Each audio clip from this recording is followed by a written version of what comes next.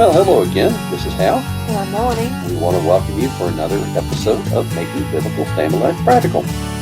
We've been talking about how do you deal with the uncertainty in the lives of your young adults? How can you encourage your 18, 19-year-old, 20, 21-year-old, 26-year-old, 26-year-old, your 30-year-old. young adults, who are looking around saying, oh my word, the college experience isn't what it used to be.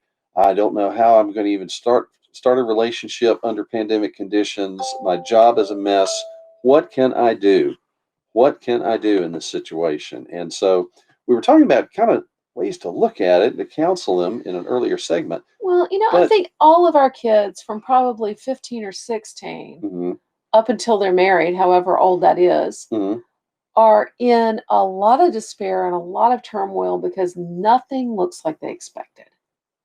And I think that's an important distinction there, because our sons that are married and they have their wife and they have their kids and whatnot, even though their jobs have been turned on their ears. Yeah, they're working from home. They're working from home yeah. and all the rest of it. But I don't hear the same complaints coming from them. No, because they're home with their wives and children, And that's and that's an important thing we brought out in the last segment, that this pandemic hits all of us on different levels. And it does. Those of us who are in a settled relationship and a settled, established career and all that, are weathering this storm a little differently than the guys who are just on the threshold of starting it all out. Absolutely, because when you've been thinking all your life, you knew what starting out looked like. You knew what it would look like to go away to college. You knew what it would look, or to start a career, to get a job, to get your first apartment, to find a mate, start a family. You had an idea of what that looked like, and now suddenly it's all different. There aren't any gatherings. There's no group activities. There's no dances or going to the theater or going out to dinner at a restaurant. Right. It's, if you're not currently in a relationship, it's very hard to start one.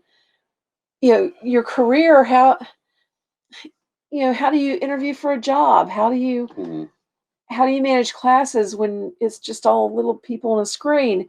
It's tough.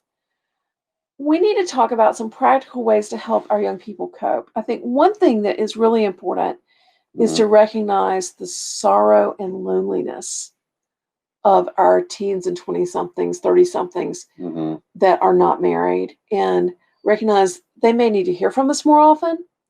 They may need to be invited over more often. They need more encouragement because they are feeling lonely and it's tough. I think that's totally correct. And being sensitive to what they're feeling, being able to let them talk it out, because they probably don't have people to talk it out with. Well, I just spent a couple of days with one of our adult sons who's single, and we were talking about all this and talking about how hard it is not to just despair. Yeah.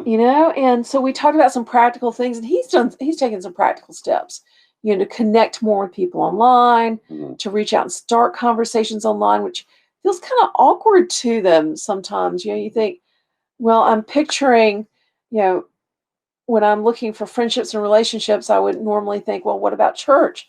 Well, when your church is not meeting, or meeting sitting in their cars or outside, then you're supposed to social distance. That's tough. I know our friends in Canada, they're not even allowed to meet at all. Yeah, they are definitely in a different regime than we are. And the things they used to do, have some folks over for a game night. Now the neighbors are ready to call the police. Yeah. It's tough. So encourage them to be inventive. Some of our guys have started discussion groups online.